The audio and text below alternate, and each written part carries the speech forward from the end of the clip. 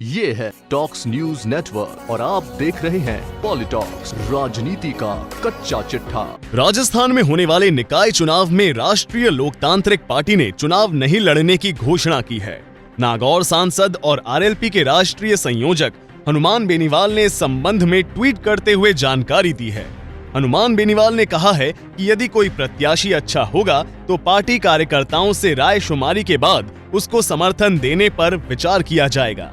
इसके बाद बेनीवाल ने एक अन्य ट्वीट करते हुए लिखा कि राजस्थान ने वर्तमान में आरएलपी द्वारा निकाय चुनाव के संबंध में लिया गया निर्णय पार्टी विधायकों की राय शुमारी के बाद लिया गया है। किसी प्रत्याशी के समर्थन आदि पर अंतिम निर्णय पार्टी स्तर से आधिकारिक बयान जारी करने पर ही माना जाएगा।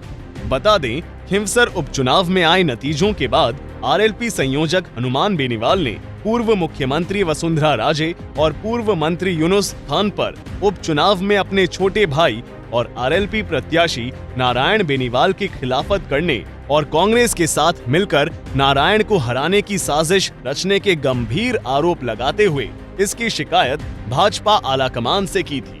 बेनीवाल के आरोपों के बाद बीजेपी प्रदेश अध्यक्ष सतीश पूनिया ने बेनीवाल के बयान पर गहरी नाराजगी व्यक्त की थी। पूनिया ने बेनीवाल को मर्यादित भाषा के इस्तेमाल करने की नसीहत देते हुए यहां तक कह दिया था कि बेनीवाल अपनी पार्टी पर ध्यान दे तो बेहतर होगा। इस घटनाक्रम के एक दिन बाद ही सतीश पूनिया ने आगामी निकाय चुनावों में हनुमान बेनीवाल की पार्टी आरएलपी से गठबंधन नहीं करने की घोषणा की थी। गौरतलब है कि पहले लोकसभा चुनाव और फिर विधानसभा उपचुनाव में भाजपा ने राष्ट्रीय लोकतांत्रिक पार्टी आरएलपी के साथ गठबंधन के तहत मिलकर चुनाव लड़ा था।